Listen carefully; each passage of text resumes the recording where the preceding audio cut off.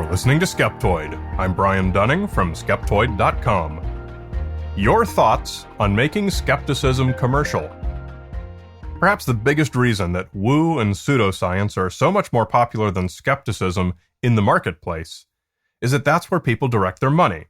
People want magically easy solutions to problems more than they want realistic ones.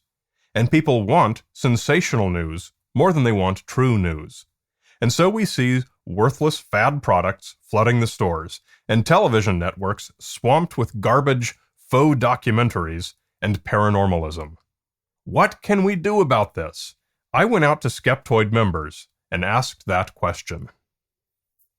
I visited this subject before a few years ago. Episode 163 was devoted to my own thoughts on this matter, particularly within television.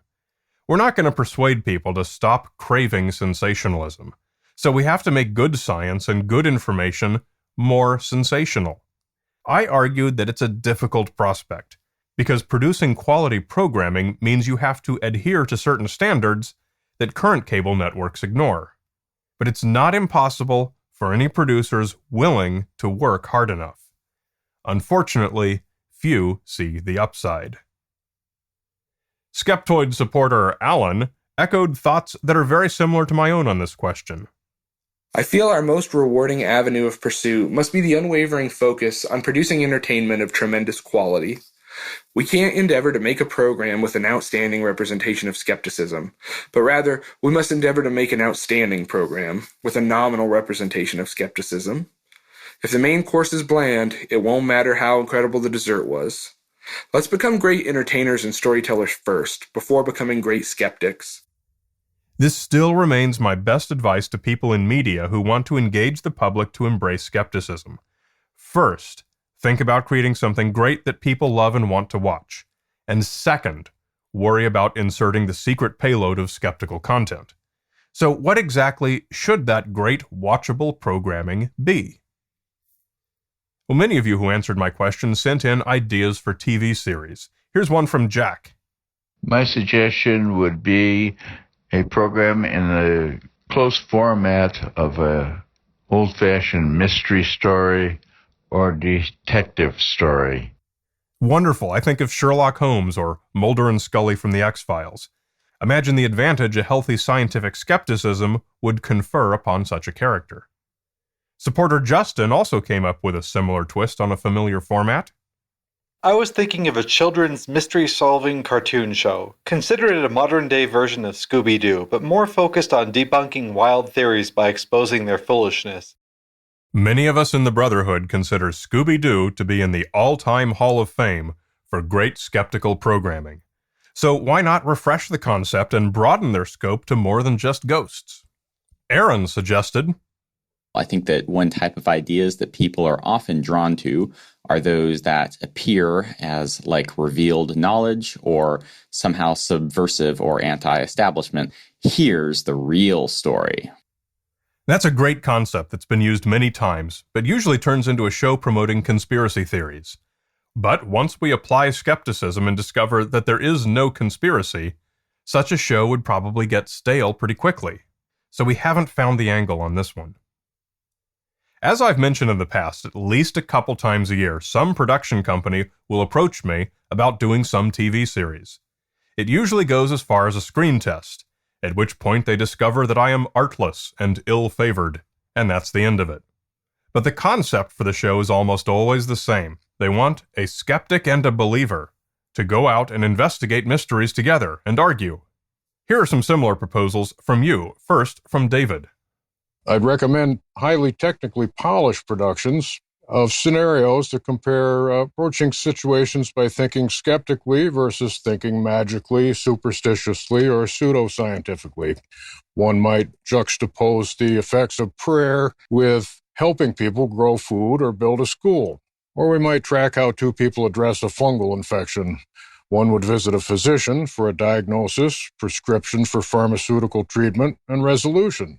And the other would avail himself of acupuncture and herbal tea, thereafter to be consumed entirely by the fungus. Okay, so the person using real science is going to win in every fair comparison, obviously. Here's Corey's idea. What about a web show? where a skeptic would invite people to convince him or her of their various unscientific beliefs. In return, they would allow the skeptic to convince them of the science. And again, Steve's thought dramatically shows the difference between what happens when you base your decisions on good information compared to when you base them on woo. I think you do it by contrasting success stories with failure stories. The person who made the smart investment plan rather than going to their psychic. The person who chose scientific medicine over whatever snake oil was being peddled that month. Now, I'm about as far from being a television insider as it's possible to get, though I have been battered about the edges a bit. And what I learned in every pitch, testing pseudoscientific claims, or comparing the findings of a skeptic to the findings of a believer, was that the networks universally asked a single question. The paranormal explanation will turn out to be the true one at least some of the time, right? So while these TV series suggestions are good ones, they're probably not commercial ones. Nobody wants to tune in to see hard work succeed and magic fail. That's the harsh reality that viewers are using the TV to escape from. The reality show format has an intrinsic need for sensational things to happen, thus making its name a bit of an oxymoron.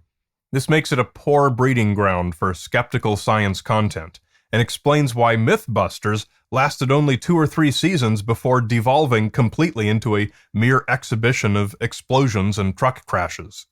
They don't want to see science trump pseudoscience. They want whiz-bang sensationalism. And so far, nobody has found a formula that marries the two. If you want commercial success that produces real money, I'm afraid you will need subjects that are a lot more sensitive and controversial than the ones you're using. That's Earl's opinion, and he's right. Controversy always sells. If we're to present skeptical content in such a way that people will fall over themselves trying to get it, be controversial, be edgy, maybe even a little offensive. Get attention. Sharon from Doubtful News adds, unfortunately, characteristics which attract attention of the media and social sharing are the ones that are disdained by skeptics. Things like sensationalism, appeals to emotion, fear-mongering, figurehead personality, things like that. Producers are going to continue to crank that stuff out.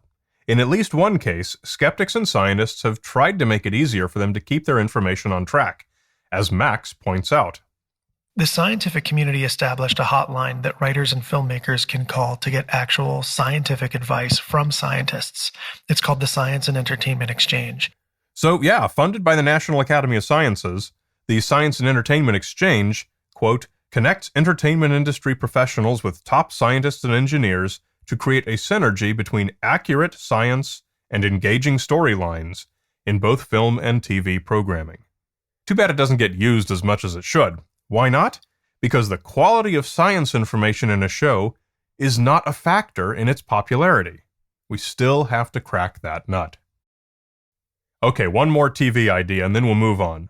Wilco says, somehow Deepak Chopra makes a killing selling woo on PBS. Why not do a skeptic infomercial for PBS?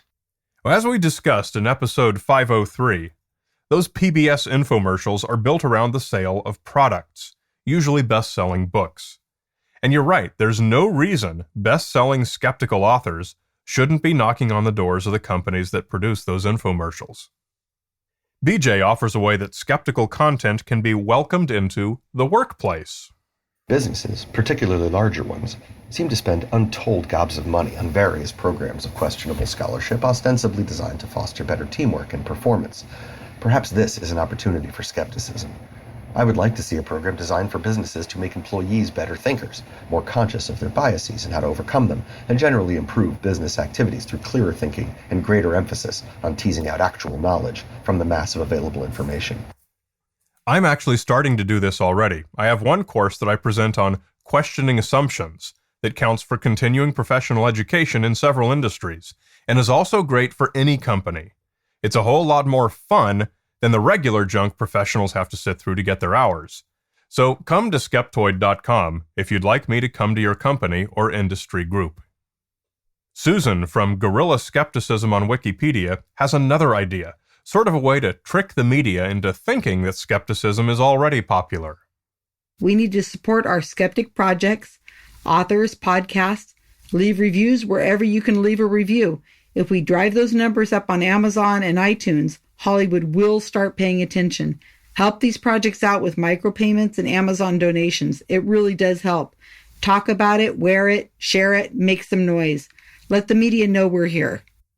It's true. I know for a fact that many of these media companies, when scouting for new content, do look at things like Twitter follower counts, iTunes review counts, number of Facebook likes. There's good content here, and it can be delivered better if more people know about it.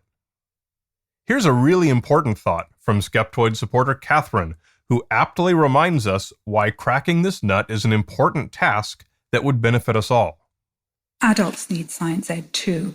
After all, they're the ones who vote or ought to, and could make sure anti-science initiatives get pushed off ballots and into the black hole where they belong.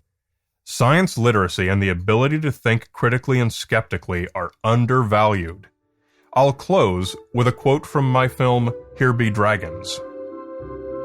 The choice between pseudoscience and science is the choice between stagnation and progress. Progress toward long life, health, happiness, a cleaner planet, bountiful food, knowledge, and peace.